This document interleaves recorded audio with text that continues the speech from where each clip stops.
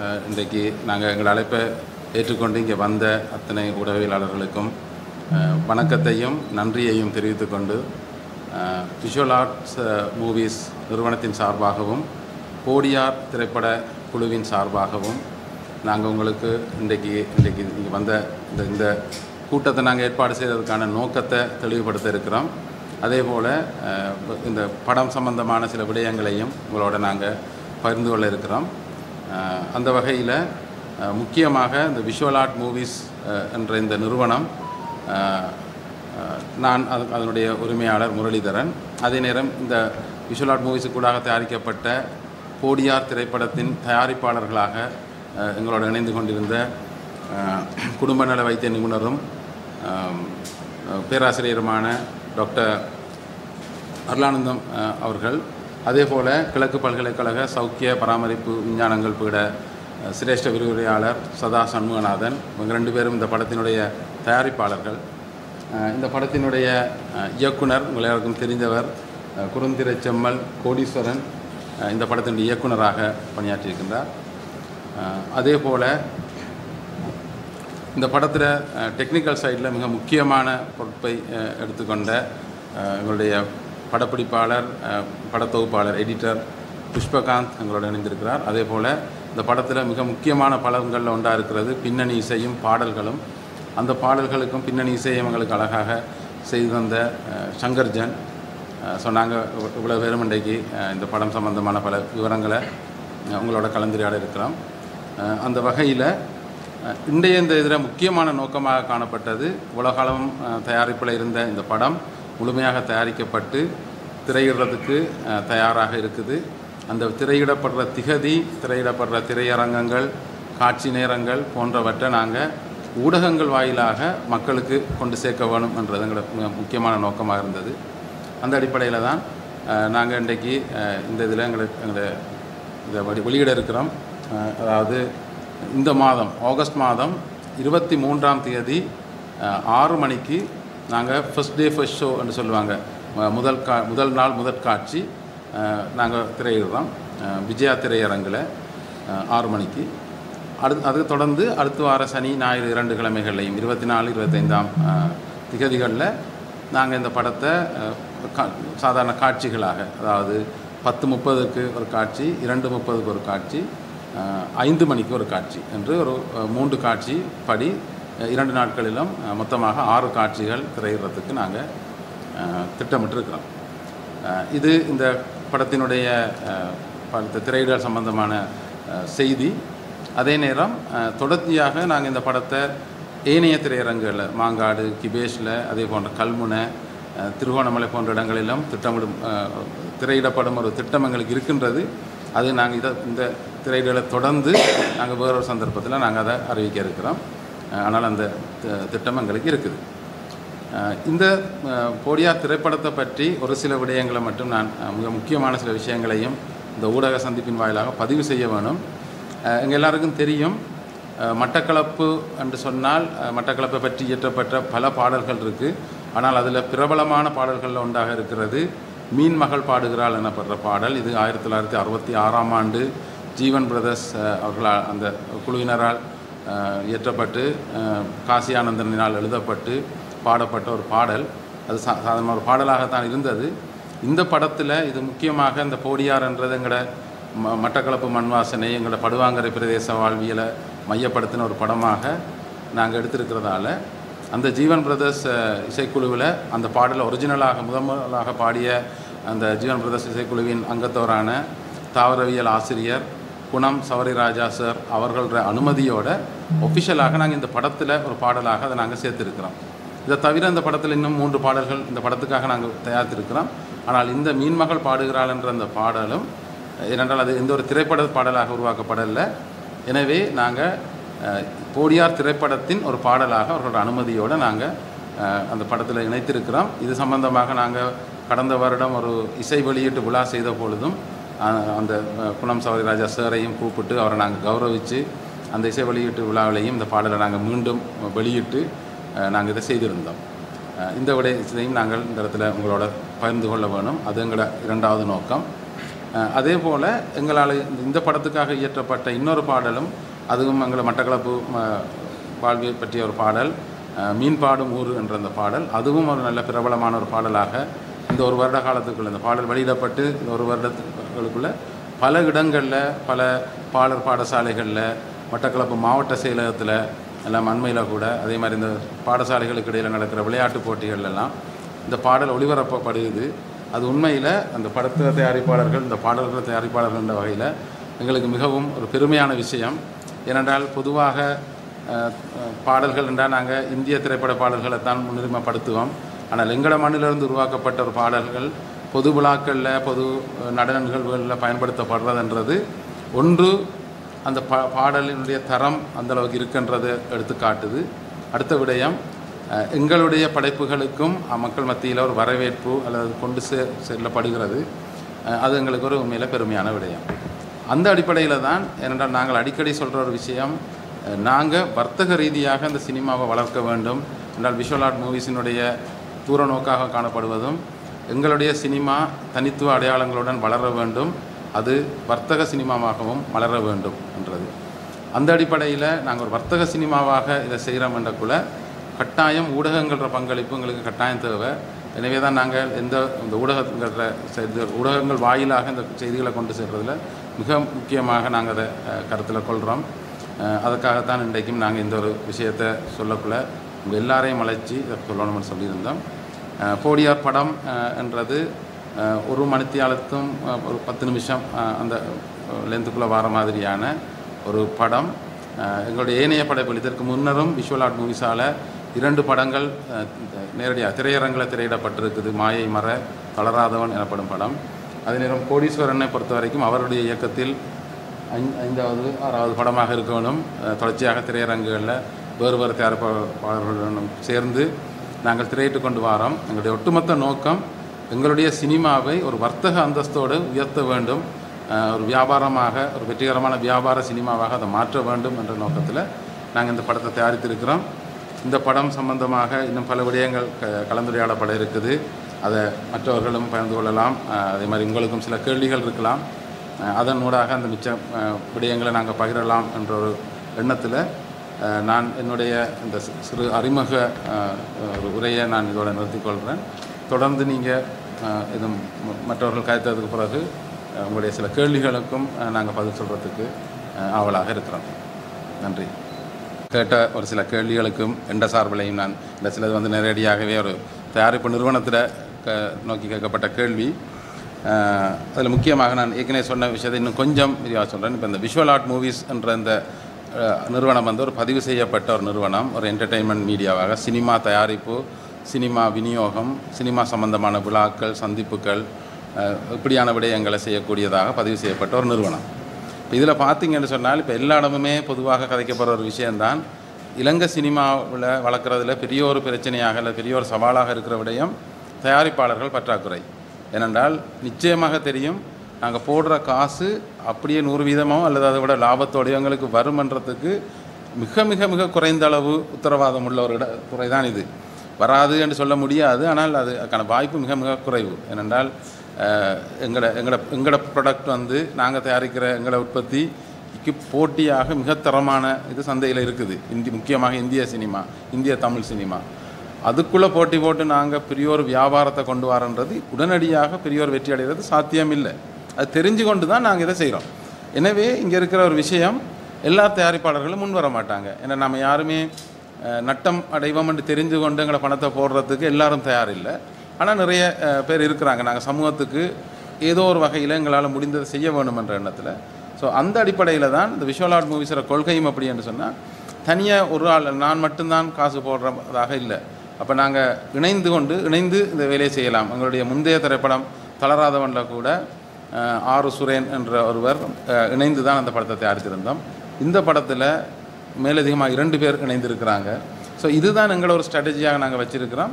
அடுத்தடுத்த படங்கள்லேயும் கூட யாரும் இணையலாம். இப்போ கூட எங்களோட ஒரு சில எங்களை அந்த இசை வெளியீட்டு விழாவுக்கு பிறகு கூட சில ஆட்கள் காய்ச்சிருந்தவங்க, அவங்களோட அடுத்த படத்தில் நாங்களும் ஜாயின் பண்ணலாமா என்ன மாதிரி என்று. ஸோ அது எங்களுக்கு ஒரு நல்ல ஒரு பாசிட்டிவ் சைனாக தெரியுது. எங்கள் இது இன்னும் கொஞ்சம் முன்னோக்கி போகிறதுக்கான ஒரு பெரிய வாய்ப்பாக காணப்படுது. ஸோ அந்த அடிப்படையில் தான் ஏனையவர்களுக்கான வாய்ப்புகள். அப்போ அதிகமானவர்கள் இந்த புதிய புதிய சினிமா தயாரிப்புக்கு தங்களுடைய பணத்தை முதலீடு செய்கிறோம். முதலீடுன்றதை விட தங்களுடைய பணத்தை நாங்கள் செலவு செய்ய முன்வாரோம் என்று வர்ற பட்சத்தில் நிறைய இங்கே இருக்கிற படைப்பாளிகள், இயக்குனர்கள், நடிகர்களுக்கான வாய்ப்பு அதிகரிக்கும். ஸோ அந்த வகையில் நாங்கள் செய்கிற முயற்சி நிச்சயமாக இன்னும் பலருக்கான வாய்ப்பு ஏற்படுத்துறதுக்கு உதவும். ஸோ அது ஒரு ஒரு வகையில் நாங்கள் பார்க்குறோம். அடுத்தது நேற்று கூட ஜஃப்னா ப்ரெஸ் கிளப்லேயும் ஒரு சினிமா சம்பந்தமான ஒரு உடவியலாளர் மாநாடு நடந்தது. அங்கேயும் கதைக்கப்பட்ட ஒரு விடயம், இந்த படங்கள் எடுக்கக்குள்ளே அந்த ப்ரொசீஜர்ஸ் ஒன்று இருக்குது. உங்களோட கதையை கொண்டு போய் இலங்கை தேசிய திரைப்பட கூட்டுத்தாபனத்தில் பதிவு செய்து அதை படமாக்கி அந்த படத்தை தணிக்கைக்கு உட்படுத்தி பொருத்தமான சான்றிதழ் பெற்று திரையரங்களை வெளியிடணும். அதுதான் ஒரு ப்ரொஃபஷனலான அல்லது ஒரு தொழில்முறையான ஒரு சினிமாவாக வாரத்துக்கான வாய்ப்பு.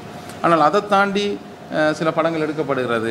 சிறிய குறும்படங்கள் எடுத்து நாங்கள் யூடியூப்பில் போடுவோம், அல்லது ஒரு ஸ்பெஷல் ஷோவாக ஒரு ப்ரொஜெக்டரை ஹையர் பண்ணி போடுவோம். அதுவும் கலையை வளர்க்குறதுக்கான வழி. ஆனால் நாங்கள் கதைக்கிற அந்த வர்த்தக சினிமாவை வளர்க்குறேன்னு சொன்னால் இந்த ப்ரொசீஜரில் கட்டாயம் போக வேண்டும். அப்போ அந்த அடிப்படையில் நாங்களும் இந்த படத்தை கதையை பதிவு செய்திருக்கிறோம். இந்த படத்தை நாங்கள் தணிக்கை செய்திருக்கிறோம். குடும்பத்தோடு எல்லாரும் எந்த வயதினரும் பார்க்கக்கூடிய வகையிலான சான்றிதழ் இந்த படத்துக்கு கிடைத்திருக்கிறது. ஸோ அந்த ப்ரொசீஜருக்கு கூடாக தான் நாங்கள் போகிறோம். ஏனையவர்களும் இப்படி செய்கிறாங்க. ஆனால் அப்படி எல்லாரும் அதை செய்ய முன் வரக்குள்ள திரைப்பட கூட்டுத்தாபனத்திலையும் மட்டக்களப்பு சினிமா ஏதோ செய்கிறாங்க என்ற ஒரு அவங்க திரும்பி பார்க்க வைக்கும். ஏனென்றால் இப்போ நாங்கள் ஒரு 3-4 படம் தான் மட்டக்களப்பிலேருந்து பதிவு செய்யப்பட்டிருக்கு.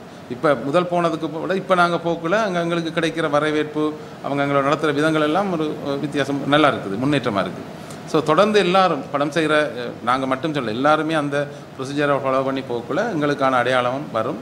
ஸோ அந்த வகையிலையும் எங்களோட சினிமா முன்னேறதுக்கான ஒரு வாய்ப்பு காணப்படுகிறது. இன்னொரு விஷயத்தையும் நான் இதோட சொல்லிடுறேன், கேள்விகள் இருந்தால். மற்றது இந்த இப்போ நாங்கள் ஒப்பிடக்குள்ள ஏற்கனவே சங்கர்ஜன் சொன்னது மாதிரி இந்திய சினிமாவோ அல்லது உலக சினிமாவோ ஒப்பிடுற அளவில் அந்த அளவுக்கு நாங்கள் இன்னும் வரலை. ஆனால் நாங்கள் ஒப்பிடலாம் எப்படி என்று சொன்னால் எங்களுடைய முந்தைய சினிமாக்கள் அல்லது இந்த பிரதேசத்தில் படைக்கப்படுற ஏனைய சினிமாக்களோடு நாங்கள் கட்டாயம் ஒப்பிட்டு பார்க்க வேணும். அது எங்களை நாங்கள் முன்னேற்றி கொள்றதுக்காக. அந்த அடிப்படையில் நாங்கள் எங்களை முந்தைய சினிமாக்களோட ஒப்பிடக்குள்ள நாங்கள் நிறைய விஷயங்கள் இந்த படத்தில் முன்னேறி இருக்கிறோம். சின்ன சின்ன விஷயங்களாக நாங்கள் சொல்ல போனால் கூட இப்போ முந்தியெல்லாம் நாங்கள் ஒரு சின்ன இடத்துக்குள்ளே ஒரு வீடு 2 வீட்டுக்குள்ளே ஒரு 2 ரோட்டில் மட்டும் நடக்கிற மாதிரி தான் கதைகளை உருவாக்குவோம். ஏன்னா எங்கள்கிட்ட இந்த வளங்கள் அவ்வளவு தான். ஆனால் இந்த படத்தை பொறுத்த வரைக்கும் கொஞ்சம் வெளியில் போய் இப்போ படுவாங்கிற பிரதேசத்தில் இருக்கிற முக்கியமான இடங்களுக்கெல்லாம் நாங்கள் போய் படப்பிடிப்பை செய்திருந்தோம். அதுக்கான அந்த தயார்படுத்தல்கள், லொஜிஸ்டிக் ஒர்க் எல்லாம் உண்மையில் அது ஒரு அனுபவம் தானே எங்களுக்கு. அப்போ அந்த அளவில் நாங்கள் கொஞ்சம் அடுத்தடுத்த கட்டத்துக்கு போகிறது எங்களுக்கு இப்போ இன்னும் அடுத்த படம் இதை விட நல்லா செய்கிறதுக்கான ஒரு அனுபவத்தை தந்துருக்குது. அதே போல் இந்த படத்தில் நாங்கள் வழக்கமாக நாங்கள் படம் செய்யக்குள்ள படத்தில் காட்சிகள் எடுத்துருவோம். பிறகு தான் அதுக்கு ஒரு பாட்டு ஒரு இடத்துல வர மாட்டோம், இடத்துக்கு ஒரு பாட்டை போடுறதுக்கு ஏற்ற மாதிரி மியூசிக்கை போட்டு அதுக்கு எடுத்த காட்சிகளை வைத்துக்கொண்டு ஒரு பாட்டை செய்வோம். இந்த படத்தில் நாங்கள் படம் எழுதக்குள்ளேயே இந்த இடங்களில் பாட்டு இந்த மாதிரியான சிச்சுவேஷனோட ஒரு பாட்டு வரணும் என்று சொல்லி அது திட்டமிட்டு அந்த பாட்டை முதலே உருவாக்கிட்டு தான் படப்பிடிப்புக்கு போனோம் நாங்கள்.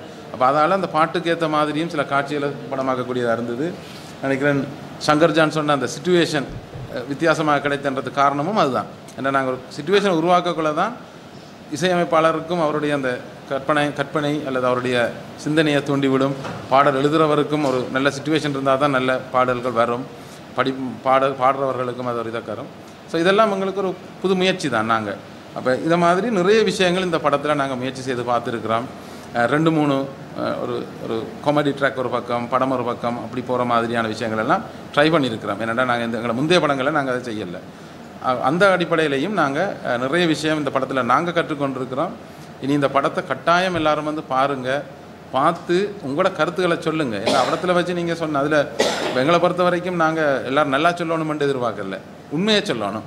ஏன்னா அதுதான் எங்களை அடுத்ததுக்கு இப்படி என்ன செய்யணும், என்னத்தை செய்யக்கூடாதுன்றதை எங்களுக்கு கற்றுத்தரும். அதுக்கு எல்லோரும் படத்தை பார்க்கணும். கட்டாயம் வாங்க, பாருங்கள். அதுக்கான முக்கியமான அதை கொண்டு சேர்க்கிற கருவியாக இருக்கிற ஊடகங்கள் மேக்சிமம் உங்களோட சப்போர்ட்டை தாங்க. இதுலேயும் அந்த காணொளி வாயிலாக ஊடகங்களை செய்திகள் கொடுக்குறவங்க உங்களால் முடிந்தால் எங்களுடைய இந்த பாடல்களை ஒளிபரப்பி அல்லது ஒலிபரப்பி அதன் மூலமாகவும் இந்த படத்தையும் இந்த பாடல்களையும் பிரபலமடைய வைக்கலாம். அதே போல் உங்களோட எழுத்துக்கள் மூலமாகவும் செய்யலாம் என்று கேட்டுக்கொள்கிறேன். ஏனென்றால் இந்த வர்த்தக சினிமாண்டு கட்டாயம் இந்த இடத்துல சொல்கிறது எனக்கு நல்லது தான். ஏனென்றா இப்போ இந்தியா கண்டெக்ஸ்ட் எடுத்து பார்த்தீங்கன்னா இந்தியன் சினிமா பரப்பில் வந்து வர்த்தக சினிமான்றதுக்கு வேறொரு அர்த்தம் தான் உண்மையாக கொடுக்கப்படுறது. அதாவது அங்கே கமர்ஷியல் சினிமா என்றால் மசாலா சினிமான்ற மாதிரி, அதாவது கொஞ்சம் பாட்டு ஃபைட்டு எல்லாம் அந்த மசாலா அம்சங்கள் எல்லாம் சேர்ந்ததாக இருக்கிறது தான் இந்தியாவில் கமர்ஷியல் சினிமான்னு சொல்லுவாங்க.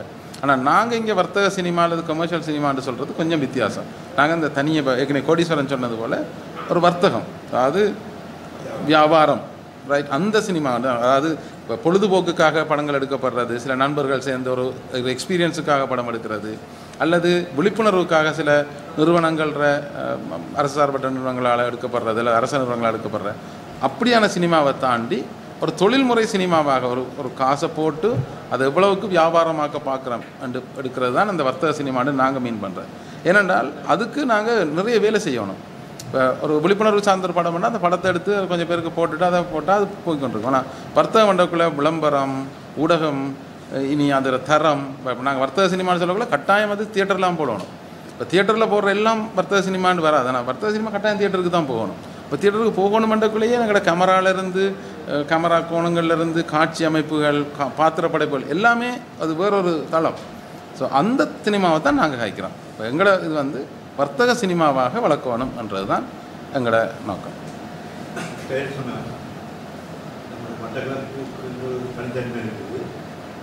சினிமா அந்த உரையாடல் வந்து தென்னிந்திய திரைப்படங்களோட பிரதிநிதியாக இருக்கிற எனக்கு தெரியும். உதாரணத்துக்கு காட்சி கொண்டு கொடுக்குறாங்க. ஆமாம், என்னென்ன தவறுன்னு சொல்கிறேன், மன்னிக்கலாம், 2 வருடத்தில் ஒரு வார்த்தை நம்பிக்கை.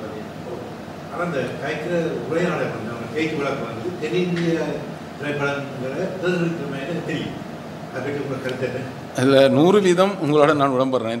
எந்த தனிப்பட்ட கருத்தும் வந்து இந்த ஏனென்றால் இந்த சினிமான்றது ஒரு சினிமா மற்ற இந்த காணொலி இதுன்றது ஒரு சரியான பவர்ஃபுல் மீடியான டக்குன்னு ஆக்களை போய் சென்றடும்.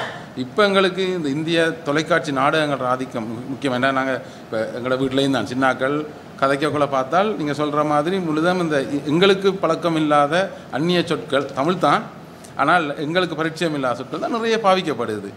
அதை தவிர்க்க முடியாமல் எங்களை வீட்டுக்குள்ளே வந்து சேருது, கேபிள் மூலமாகவும் சேட்டலைட் மூலமாகவும். ஒன்றும் செய்யலாது. அப்போ அதான் நாங்கள் எங்களோட இதுலேயும் நாங்கள் சொல்லியிருக்கிறோம், எங்களோட தனித்துவ அடையாளங்களோடு தான் நாங்கள் சினிமா எடுக்க வேணும் என்றது எங்களோட முக்கியமாக இருக்குது. ஸோ இந்த படத்துலையும் இந்த வார்த்தை பிரயோகங்களுக்கு நாங்கள் உரையாடல் எழுதக்குள்ளேயே எங்களோட தமிழ் சாதாரணமாக நாங்கள் எப்படி கதைப்போமோ அந்த தான் முக்கியத்துவம் கொடுத்துருக்குறோம். ஆனாலும் அந்த இடத்துல இருக்கிற சில சவால்களையும் நாங்கள் சொல்ல வேணும். என்னென்னா சில நடிகர்கள் அல்லது நடிகைகள் அவங்க இயல்பாகவே அப்படி கதைச்சி பழகினவங்களுக்கு சரியான கஷ்டம். இது ஏதோ அந்த பாடமாக்கி நாடகத்தில் டயலாக் பேசுகிற மாதிரி வரும், கஷ்டம். ஆனாலும் சில நேரங்களில் ஒரு சில சொற்கள் தவிர்க்க முடியாமல் வந்துடும். அதை அப்புறம் டப்பிங்லேயும் எங்களால் செய்ய இல்லாமல் போன நேரத்தில் வேறு வழி இல்லாமல் அதை விட வேண்டி இருக்குது. என்ன ஏற்கனவே சொன்னது போல் இங்கே இருக்கிற நடிகர்களும் வந்து ஒரு ஒரு ப்ரொஃபஷனலான நடிகர்கள் இல்லை இன்னும். இப்போ தான் அவங்களுக்கும் வாய்ப்பு கிடைக்குது. எனவே நாங்கள் ஒரு வசனத்தை எழுதிடலாம், ஆனால் அதே மாடுலேஷனோட அதே மாதிரி அந்த இடத்துல வரன்றது சரியான சவால்.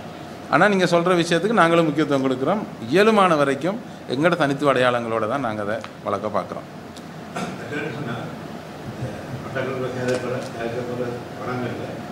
ஒரு ஹீரோவோ ஒரு ஹீரோயினோ இன்னும் தேசிய ரீதியில் முன்னிலைப்படுத்தப்பட்டதாக தெரியாது. ஆனால் அந்த நிறுவனத்தில் எதிர்நீச்சல் படத்தில் ஒரு முக்கியமான பாத்திரத்துக்கு தோணி வந்தது. அது மாதிரி மெட்ராக்கள் வரக்கூடிய வாய்ப்புகள், முன்னேற்றங்கள், ஏனோ நிகழ்ச்சி, ஆனங்கள், பின்புலங்கள் இருந்ததாக இது நான் நினைக்கிறேன். கோடீஸ்வரன் நீங்கள் சொல்கிறதான் கூட பொருத்தமாக இருக்கு. என்றால் நிலுவை வச்சு நிறைய படம் இயக்கியிருக்கிறார். நாங்கள் எங்களுடைய விஷுவல் ஆர்ட் மூவிஸ் மூலமாகவே அவர் 2 படம் இதுக்கு முந்தைய. உண்மையிலேயே இந்த திரைப்படத்தை வெளியிடுவதில் நாங்கள் மிகவும் மகிழ்ச்சி அடைகின்றோம். இதனுடைய உண்மையான நோக்கத்தை பார்க்கின்ற பொழுது ஒரு சமூக பொறுப்புகளை எவ்வாறு நாங்கள் தூக்க வேண்டும், சுமக்க வேண்டும் என்கின்றதையும், இந்த போடியார் என்ற பாத்திரம் கிழக்கிலே மிகவும் பிரபலியமான ஒரு பெயர். அந்த போடியாரை ஒரு திரைப்படமாக மாற்ற வேண்டும் என்கின்ற ஒரு எண்ணக்கரு அதனுடைய தனிச்சிறப்பாக காணப்படுகிறது. அதற்கு மேலாக கலைஞர்கள் ஊக்கப்பட வேண்டும், இளைஞர்கள் பங்காற்றப்பட வேண்டும், எங்களுடைய இசைத்துறை வளர வேண்டும் என்கின்ற நோக்கத்துக்காகவும், எதிர்காலத்தில் வளர்ந்து வருகின்ற ஒரு தொழில்துறையாக ஏற்கனவே கூறப்பட்டது போல ஒரு எதிர்கால தொழில்துறையாக இந்த துறை மாற்றப்பட வேண்டும். ஏனெனில் எங்களுடைய கிழக்கு பிரதேசம் நிச்சயமாக நிறைய வளங்களை கொண்ட பிரதேசம். கடல், ஆறு, குளம், மலை, வயல் அனைத்து வளங்களையும் கொண்டு ஒரு இயற்கையான பிரதேசம். எனவே எங்களுடைய படப்பிடிப்புகள் மிகவும் ஒரு நிலையான ஒரு அடையாளத்தை தரக்கூடிய நிலையில் காணப்படும். எங்களுடைய மக்களினுடைய பொருளாதாரத்தை நாங்கள் பார்க்கின்ற பொழுது நிறைய சமூக பிரச்சனைகளை வெளிக்கொண்டதற்காக இந்த படம் மக்களுக்கு நிச்சயமாக உதவும் என்கின்ற நம்பிக்கை இருக்கிறது. எனவே இந்த நிகழ்ச்சியை ஊடக வாயிலாக மக்களுக்கு சொல்லுவதும் அதனூடாக மக்கள் அதை ஒரு விழிப்படைந்து இந்த திரைப்படத்தின் ஊடாக ஒரு சமூக விழிப்புணர்ச்சி அடையப்பட வேண்டும், சமூகம் நிச்சயமாக விழிப்படையப்பட வேண்டும் என்கின்ற நோக்கத்துக்காகவே இந்த போடியார் என்ற திரைப்படம் திரையிடப்பட உள்ளது. மிகவும் மகிழ்ச்சிகரமான செய்தி. வருகின்ற 23ஆம் தேதி மட்டு மாநகரில் நடைபெறுகின்ற ஒரு விஜயா திரையரங்கில் மிகவும் ஒரு முதல் தரமான காட்சியாக வெளிப்பட உள்ளதை மிகவும் மகிழ்ச்சியுடன் கூறிக்கொள்ள விரும்புகின்றேன். நிச்சயமாக இந்த திரைப்படத்தை பார்க்கின்ற பொழுது நீங்கள் அதை உணர்ந்து கொள்வீர்கள். நிச்சயமாக சமூகத்துக்கான சில கருப்பொருட்கள் இங்கே உள்ளடக்கப்பட்டுள்ளது. சமூகத்திலே மிக முக்கியமான விடயங்கள் இங்கே உள்ளடக்கப்பட்ட ஒரு படமாகத்தான் நாங்கள் போடியாரை பார்க்கின்றோம்.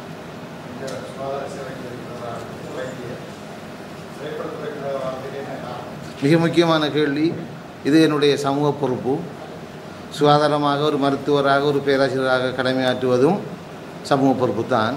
அதே வகையில் இந்த திரைப்படத்துறையை வளர்க்க வேண்டியது, இளைஞர்களை வளர்க்க வேண்டியது, கலையை வளர்க்க வேண்டியது, எங்களுடைய சமூகத்தை கட்டி அரவணைத்து கொண்டு செல்வதும் ஒரு சமூக பொறுப்பு. ஆகவே போடியார் என்ற ஒரு திரைப்படத்தின் ஊடாக என்னுடைய நண்பர்களுடன் சேர்ந்து நாங்கள் செய்வதை மிகவும் மகிழ்ச்சி அடைகிறோம். எனவே இது ஒரு முற்றுமுழுதாக ஒரு சமூக பொறுப்பாகவும் ஒரு சமூக பார்வையூடாகத்தான் இதை பார்க்கின்றேன்.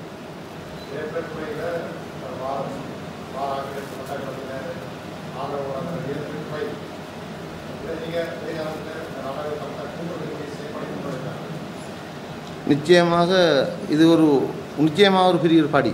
இந்த படியின் ஊடாக நிறைய வளர்ச்சிகளை நாங்கள் அடையக்கூடிய வாய்ப்பு இருக்கும். இனி வர ப்ரொடியூசர் மாதிரி இந்த வர டிரெக்டர் மாதிரி இனி நீங்கள் வழங்குவீங்க, இயக்குநருக்கு நீங்கள் வழங்குவீங்க. ஓகே, நிச்சயமாக நாங்கள் இது ஒரு உதாரணமாகத்தான் செய்கிறோம். நாங்கள் ஒரு முன்மாதிரியாக இருக்க வேண்டும் சமூகத்துக்கு. எங்களைப் போல நிறைய பேர் இதில் முன்வந்து இன்னும் நிறைய திரைப்படங்களை தயாரிப்பதற்கு உதவ வேண்டும்.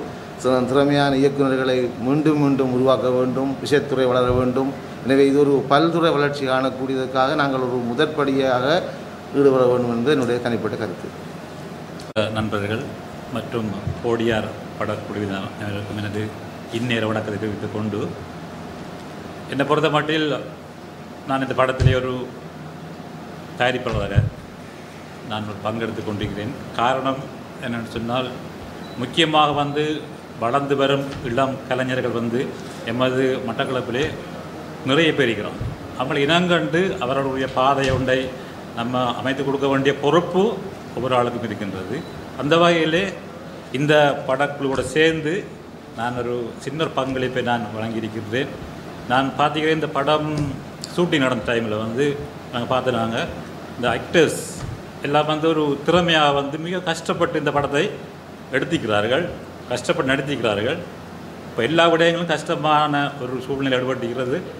சில கொரோனா டைமில் இந்த படம் எடுபட்டது. இப்போ அந்த டைமில் இந்த கஷ்டத்துக்கு நம்ம செய்யக்கூடிய ஒரே விஷயம் இந்த படத்தை முழுமையாக எல்லாரும் பார்த்து அந்த வளர்ந்து வருகின்ற இந்த இளம் கலைஞர்களுக்கு நமது பங்களிப்பை வழங்க வேண்டும் என்று இந்த கூட சந்திப்பூடாக கேட்டுக்கொள்கிறேன். நன்றி.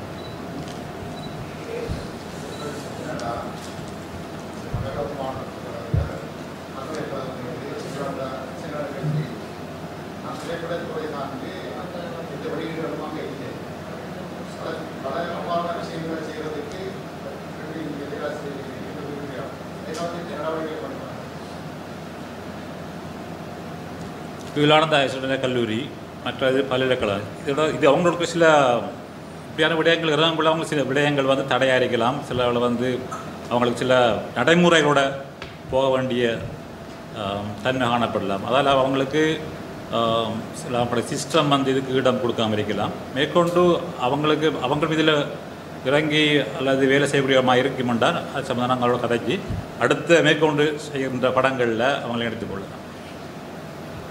உடவியலாளரான இருக்கும் வணக்கம்.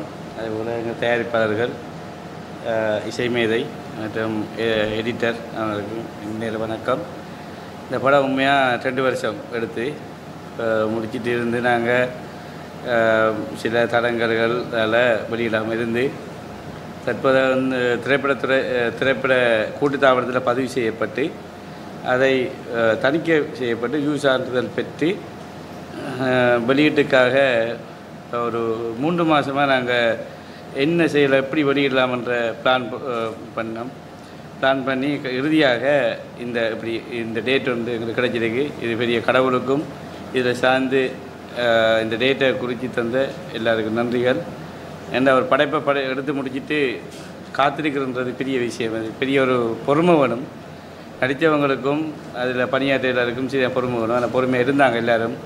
எப்போ வரும்னு பார்த்துருந்து இந்த படம் ஒரு அழகாக வந்திருக்கு. நல்ல கதையும் தான், கதை ஆசிரியர் தான். ஆனால் படம் நல்லா வந்திருக்கு. கொஞ்சம் பலமையாக எடுத்த விட கொஞ்சம் முன்னேற்றமாக இருக்கும் மட்டும் நம்புகிறேன்.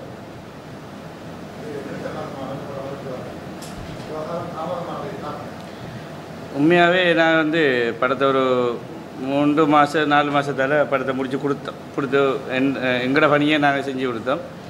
இனி அந்த வெளியிடுன்றது உடனே கொஞ்சம் இவங்க நினைச்ச கொஞ்சம் பெருசாக செய்யணும் அப்படின்னு, மற்றது இலங்கை ஃபுல்லாக வெளியிடணும், உலகம் ஃபுல்லாக வெளியிடணும் எல்லாம் ஜோதிச்சு அதில் கொஞ்சம் தாமதமாகி இப்போ ஒரு ப்ரொடியூசருண்டா ஏதோ செஞ்சு கொள்ளலாம். இப்போ வந்து 3 ப்ரொடியூசர், இவருக்கு நேரம் இவருக்கு நேரம் இவருக்கு நேரம் அவருக்கு நேரம் அப்படியான விஷயங்கள் இருந்திருக்கு.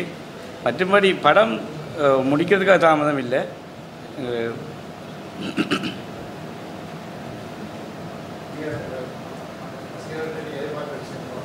கட்டாயமாக என்னடா இப்போ வர்த்தக சினிமான்னு சொல்கிறேன். வர்த்தக சினிமான்ற விஷயம் வந்து எல்லோரும் காசு சம்பாதிக்கணும், எல்லோரும் காசு புலரணுன்றது தான் வர்த்தகம். அது நடித்தவங்களாக இருக்கலாம், தயாரிப்பாளர் இருக்கலாம், மற்ற வேலைகள். இதுவரையில் என்னை பொறுத்தவரை நான் வந்து இந்த லிஃப்ட் நிறுவனத்துக்கு எடுத்த படத்துக்கு பிறகு நடித்தவங்களுக்கு குறைந்த சம்பளம் ஒரு 500 ரூபாய்க்கு மேலே நான் நான் சம்பளமாக கொடுத்தா இருந்திருக்கேன். அதுக்கு மேலே ஒவ்வொரு நாட்களுக்கும் மெயின் ஆக்டர்ஸுக்கு கொஞ்சம் கூட போயிட்டு கொடுத்துருக்கேன். அது மாதிரி முதல் டெக்னீஷியனுக்கு மட்டும் தான் கொடுத்து வந்தவங்க. இப்போ அதுக்கப்புறம் எல்லோரும் கொடுக்க வந்திருக்கோம். இது இந்த 500 5000 ஆகணும் 50,000 ஆகணும்னு சொன்னால் திரையரங்கில் கட்டாயம் எல்லோரும் போய் பார்க்கணும், படத்தை பார்க்கணும். நல்லதோ கெட்டதோ அவர்கிட்ட பார்த்து அவர்கிட்டே உங்களோட மனசில் வரதை கூடாண்டா முகத்தினே சொல்லிவிடுவாங்க. அது கூடாது, இப்படி செய்யணும் அப்படி செய்யணும்னு சொல்லி. ஏன்னா சினிமா வந்து சினிமாக்காரன் தான் சினிமா விமர்சிக்கிறோம் இல்லை, பார்வையாளர் எல்லோரும் விமர்சிக்கலாம். இப்போ எல்லோரும் வாங்க திரையரங்களை வந்து உங்களோட விமர்சனத்தை முன் வைங்க, வச்சு நீங்கள் சொல்லுங்கள் இப்படி செய்யலாம், இப்படி தான் ஆடக்கணும், இல்லை இதில் மாற்றம் செய்யுங்க, இது போல் இது சரி அதில் சொல்லுங்கள். அது ஏற்றுக்கொள்வது தலை குனிஞ்சு ஏற்றுக்கொள்றதுக்கு நான் தயாராக இருக்கேன், என்ற குழுவும் தயாராக இருக்கும். ஒரு சான்ஸ் அதாவது ஒரு லக்குன்னு சொல்லலாம். இப்படி வந்து கிடைக்கிறது, நிலவு கிடைச்சது. இங்கே இருக்கிறவங்க இங்கே படம் செய்கிறதுக்காக இங்கே இருக்க நடிகர்களாக இருக்கலாம். இங்கே படம் செய்கிறதுக்கு முக்கிய ஷார்ட் ஃபிலிமாவது எங்களுக்கு சான்ஸ் தாங்கன்னு கேட்குறதுக்கு காரணம் இதை ப்ரொஃபைலாக கட்டி இந்தியாவுக்கு அனுப்பி அவங்க ஒரு எடுக்கிற ஒரு வாய்ப்பு எடுக்கிறதுக்கு தான் முக்கியமாக இருக்காங்க. தவிர இலங்கையில் பிரபலியமானவர்கள் இருக்கிறாங்க குறைவு. நான் அறிஞ்ச வரையில் ஏதாவது சான்ஸ் கிடையாது. இந்தியாவில் நிறைய டிரெக்டர்மாட்ட, நிறைய போலி டிரெக்டர்மாட்ட, போலி ஆசாமிகள்கிட்ட நிறைய பேராக ப்ரொஃபைல் அனுப்பி நிறைய மாட்டுப்பட்டு காசில் வந்து இருக்கிறவங்களும் மட்டக்களப்பில் இருக்காங்க. நடிக்கவா அவரை காசியாரன், நீ வந்தால் நான் நடிக்க சான்ஸாரன் காசியாரன் இங்கே காசு அனுப்பிட்டு ஏமாந்தவங்களும் மட்டக்களப்பில் இருக்காங்க. அதை விட நடிக்கிறதுக்கு வாங்க நடிப்பு தாரன்னு கூட்டி வாங்க கொண்டு போய் நடுவில் விடப்பட்டவங்களும் மட்டக்களப்பில் இருக்காங்க. ஆகவே நான் ஒன்றே சொல்கிறேன், நிலவு கிடைச்ச மாதிரி இன்னொரு ஆளுக்கு சான்ஸ் கிடைக்கும்ன்றது 100% இல்லை. அது ஏதோ ஒரு வழியில் நிலவு கிடைச்ச சந்தர்ப்பம் அல்லது லக் அல்லது ஏதோ ஒரு திறமை ஏதோ ஒரு வழியால் அவர் போய் கிடைச்சிருக்கலாம். ஆனால் இது இன்னொரு ஆளுக்கு கிடைக்கும்ன்ற இப்போ நிலவுக்கு முதல் நினைச்சாக்க நிறைய பேர் இருக்காங்க, அவங்களுக்கு ஏன் கிடைக்கல? ஏன் கிடைக்க எல்லோரும் போட்டு எல்லோரும் ப்ரொஃபைல் கட்டி அனுப்புகிறாங்க தான், எல்லோரும் அனுப்பியிருக்காங்க. ஏன் கிடைக்கலன்னு சொன்னால் அது ஒரு சந்தர்ப்பம். அந்த சந்தர்ப்பம் கிடைச்சி அவர் நிலவு கைப்பற்றி கொண்டார் அந்த விஷயத்தை. அதிலேருந்து நீ முன்னாடி போய் கொண்டிருக்கிறார். இதில் முக்கியமான விஷயம் இங்கே எல்லாரும் இங்கேருந்து இந்தியாவுக்கு ப்ரொஃபைல் அனுப்பி கொண்டா இருக்காங்க. இது உங்கள் வெளியில் தெரியாத உண்மை. சில பேருக்கு சந்தர்ப்பம் கிடைக்கிது. அவருக்கு இப்போ நிலவுக்கோ ஒரு தூக்கி விடுறதுக்கு ஒரு ஆள் இருந்திருப்பார், ஒரு அரவணைச்சு கொண்டு சேர்க்கறதுக்கு ஒரு ஆள் இருந்திருப்பார். அது இன்னொரு ஆளுக்கு இல்லாமல் இருந்திருக்கலாம். நான் சும்மா சொல்கிறேன், நிலுவன்னு சொல்கிறது காரணத்தை சொல்கிறேன். இல்லை நிலோட ப்ரொஃபைலில் வந்து அந்த ப்ரொடியூசருக்கு அந்த இயக்குனருக்கு ஓகே இவர் நமக்கு கதைக்கு தேவையானதாக இருந்திருக்கலாம், அப்படி இருக்கலாம். இப்போ நிறைய பேர் இங்கே இலங்கையிலேருந்து உதவி இயக்குனராக போய் இந்தியாவில் இருக்கிறாங்க. நான் பேர் சொல்ல விரும்பலை, நிறைய பேர் தெரியும். அவங்களாம் இப்போ எங்கே என்ன செய்கிறாங்கல்ல, உதவி இயக்குனர் ஒரு 3 படத்தை நினச்சி 4 படம் ஒரு இயக்கத்தனி வேணும். இப்போ எங்கே ஏன் இயக்குறாங்கல்ல, என்ன விஷயம்? அது சந்தர்ப்பம் எல்லாருக்கும் அமையாது, கிடைக்காது. அண்மையில் ஒரு ஆள் ஒருமையை காய்ச்சதுக்கு ஒருவர் வந்து இங்கே மட்டக்களப்பு சினிமா படியில் இப்படி என் மூலமாக கதைச்சி நான் இப்படி சான்ஸ் சொல்லி நான் கழிச்சு எனக்கு ஒரு இடையில் இவர் ஒரு நல்ல மில்லு விளங்கிட்டேன் எனக்கு. அப்போ நான் இவங்ககிட்ட என்னையும் இந்தியாவுக்கு வரைச்சுன்னு நான் போகல, இவங்களையும் போகனால இவங்களும் போய் அங்கே போயிட்டு சரியான கஷ்டப்பட்டு திரும்ப வந்து சேர்ந்தாக்களும் இருக்காங்க இங்கே. அப்படி என்ன இது இருக்குது. அதனால் என்னை பொறுத்தவரை இந்தியா நம்பி போகிறது இங்கே இருக்கிறவங்க திறமையை கொண்டு இங்கே முன்னேறது நல்ல ஆரோக்கியம். அவர் இந்தியாவுக்கு ஒரு கேமராமேன் தான் போனது, கேமரா. ஆனால் இந்தியாவோட பிரபஞ்சமான ஒரு டைரக்டராக நிறைய தேசிய எழுதுவாங்க. அப்படி ஒரு டைரக்டர் வந்து மட்டக்களப்பு உருவாக போகிறதுக்கு காரணம் இப்போ நீங்கள் உங்களோட கேள்வியே நான் உங்களோட கேட்குறேன்.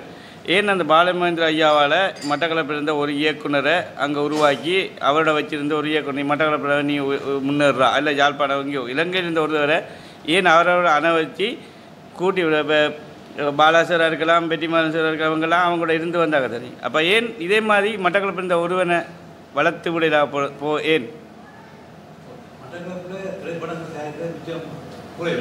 குறை இல்லை? இருந்த ஒரு ஆள் இருந்தாலும் இல்லாட்டி அவர் ஒரு 0 இருந்தாலும் அவரோட எடுத்து வச்சுட்டு மற்ற சொந்தக்காரனாவது எடுத்து வச்சுட்டு அவரோட நீ ஒரு ரைட் எந்த இதுகளை சொல்லித்தாரன் எந்த கலையை பார்த்துக்கொள் படித்துக்கொள்ன்னு சொல்லி அவரை ஒரு இயக்குனரோ இல்லை ஏதோ ஒன்று ஆக்காம விட்டு என்னென்னு இப்போ வெற்றிமாறன் சார் பாலாசர் இருக்கலாம். அவங்க போகக்குள்ளே 0 தானே போயிருப்பாங்க. பாலாசர் ஒரு இன்டர்வியூ பார்த்தீங்கன்னா பெட்டி தூக்குறது தான் போனவர். ஆனால் பெட்டி தூக்க போனவர் இப்போ டிரெக்டாக இதை ஏன் அதை காட்டு அதே மாதிரி இங்கேருந்து ஒரு ஆள் ஏன் அவர் எடுக்கலை? அதனால் உவமையாக இன்னொருவரை இந்தியா இருக்கிற ஒரு ஆளை கதைக்கிற எனக்கு கொஞ்சம் இதில். ஏன்னா அவங்க ஏதாவது செஞ்சுருந்தாங்கண்டா கதைக்கலாம், செய்யாதவங்களை கதைக்க இயலாது.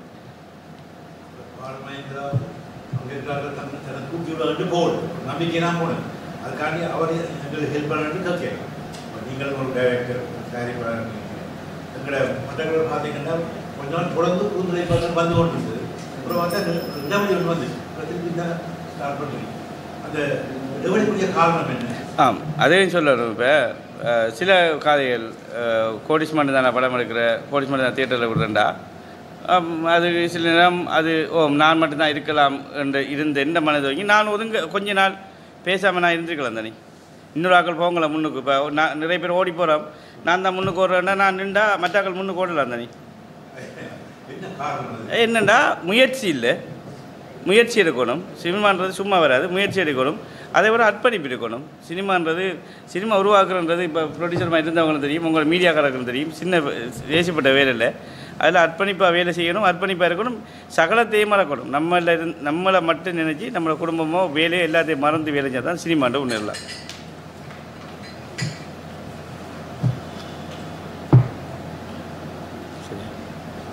சரி. ஊடக நண்பர்கள் மற்றும் போடியார் படக்குழுவினருக்கும் எனது மாலை நேர வணக்கங்கள். என்னுடைய பேர் வந்து கணேசலிங்கம் புஷ்பகாந்த். இந்த படத்தில் வந்து நான் ஒரு சினிமாட்டோகிராஃபராகவும் எடிட்டராகவும் ஒர்க் பண்ணியிருக்கிறேன். இந்த படத்தை பற்றி சொல்ல போனோம்னு சொன்னால், இந்த படம் துவங்கி கிட்டத்தட்ட 2 வருஷமாகுது. 2 வருஷமாக வந்து வேலையை முடிச்சிட்டோம்.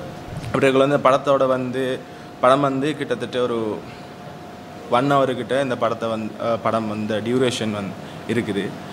இந்த படத்தில் வந்து சமீபத்தில் வர படங்களை பார்த்தோம்னு சொன்னால் வழக்கமாக வந்து ஒரு க்ரைம் ஸ்டோரியாக இருக்கலாம், இல்லாட்டி ஒரு மாஸ் படமாக இருக்கலாம். பட் இந்த படத்தை பற்றி பார்த்தோம்னு சொன்னால், இந்த படம் வந்து ஒரு கிராமத்தை கிராமிய கதையை வந்து அடிப்படையாக வச்ச ஒரு படமாக வந்து இந்த படம் இருக்குது.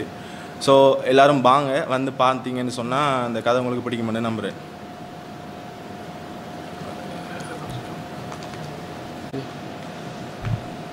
இங்கே வந்திருக்கிற ஊடகவியலாளர்கள் அனைவருக்கும் வணக்கத்தை தெரிவித்துக்கொண்டு, நான் வந்து ஏஜே சங்கர்ஜன். இந்த படத்தில் ஒரு இசையமைப்பாளராக பணியாற்றியிருக்கிறேன். இந்த படத்தை சொல்லணும்னு சொன்னால், பழமையான படங்களை விட வித்தியாசமாக இருக்கும். அதாவது காரணம் என்னென்னு சொன்னால், நம்ம வந்து கூடுதலாக வந்து இந்திய திரைப்படங்கள்ற நாட்டத்தை தான் கூடுதலாக நம்மளோட திரைப்படங்களை கூடுதலாக பார்த்து கொண்டிருப்போம். இந்த படத்தில் ஒரு வித்தியாசமாக இருக்குன்னு சொன்னால் நம்மளோட மட்டக்களப்பு சார்ந்த கதையாக இருக்கும். இப்போ எல்லோரும் எடுக்கிறது இப்போ பொதுவாகவே நம்ம ஒரு படத்தை எடுக்க போகிறோம்னு சொன்னால் இந்த படத்தில் கதைகள் வந்து ஏதோ வேறொரு இந்திய சாயலோ அல்லது வேறு வெளிநாட்டு சாயலோ இருக்கும். ஆனால் இந்த கதை வந்து நம்மளோட மட்டக்களப்பு சார்ந்த ஒரு கிராமம் சார்ந்த ஒரு கதையாக இருக்கும். ஸோ அதுக்காகவே நாங்கள் வந்து நீங்கள் பார்க்கலாம்னு சொல்லலாம். அடுத்தது பாடல்கள் நான் இப்போ இயற்றினதை பொறுத்து பார்த்தீங்கன்னு சொன்னால் பாடல்கள தன்மையும் வந்து வேறு மாதிரி இருக்கும். உதாரணத்துக்கு இப்போ காதல் பாடல் அந்த மாதிரி தான் நம்ம பொதுவாக வந்து ஒரு படங்களை நீங்கள் பார்த்துட்டு வந்துருப்பீங்க. இப்போ இங்கே வந்து ஒரு கிராமம் சம்மந்தமான ஒரு பாட்டு இருக்கும். அடுத்தது வந்து ஒரு சிறு பிள்ளை ஒரு பெண் பிள்ளை வந்து வயதுக்கு வந்ததுக்கு பிறகு அந்த பிள்ளைக்கான ஒரு பாட்டு. ஸோ அப்படியான ஒரு எல்லாமே வந்து வித்தியாசமான ஒரு இதுதான் இந்த படத்தில் அமைஞ்சிருக்கு. ஸோ அதுக்காக நீங்கள் வரலாம். அடுத்து இன்னொரு விஷயம் என்னென்னு சொன்னால் நீங்கள் இப்போ உடனே வந்து ஈழத்துலேருந்து வர ஒரு படத்தை நீங்கள் பார்த்தீங்கன்னு சொன்னால் எல்லாரும் மத்தியிலையும் மாறது வந்து ஒரு ஒப்புடுறது. அதாவது ஏன்னு சொன்னால் நம்ம இவ்வளோ காலமாக வந்து நம்ம இந்திய சினிமாவை தான் கூடுதலாக வந்து பார்த்துட்டு வரோம். இந்திய சினிமா சரி அல்லது ஹாலிவுட் சினிமா சரி ஏதோ ஒன்று அதுகளை தான் நம்ம கூடுதலாக வந்து நம்மளோட தாக்கங்கள் கூடுதலாக இருக்கும். ஸோ நம்மள்ட்ட இருந்து வரக்குள்ளே வந்து பார்த்திங்கன்னு சொன்னால் நம்மளோட தரம் வந்து அங்கே ஒப்புற அளவுக்கு இருக்காது. ஏன்னு சொன்னால் நம்மளோட சினிமா வந்து அவங்க வந்து ஒரு 50-60 வருஷமாகவே அவங்க பண்ணி கொண்டு வந்துட்டுருக்காங்க. அங்கே வந்து வளர்ச்சி வந்து கூடுதலாக தான் இருக்கும். நம்ம வந்து ஒரு சினிமா எடுத்துகிட்டு இருக்கோம். இப்போ தான் ஸ்டார்ட் பண்ணி ஒரு வருஷத்தில் 2 படம் 3 படம் அப்படி தான் வந்து வந்துருக்கு. இப்படி வந்துட்டு இருக்கக்குள்ளே ஒப்புடன்றது பார்த்தீங்கன்னு சொன்னால் நீங்கள் அந்த வகைக்குள்ளே போக முடியாது. ஏன்னு சொன்னால் இப்போ கொஞ்சம் கொஞ்சமாக தான் வளர்ந்து வந்துருக்கு. ஸோ உங்கள்கிட்ட கேட்குறது ஒரே ஒரு விஷயந்தான்.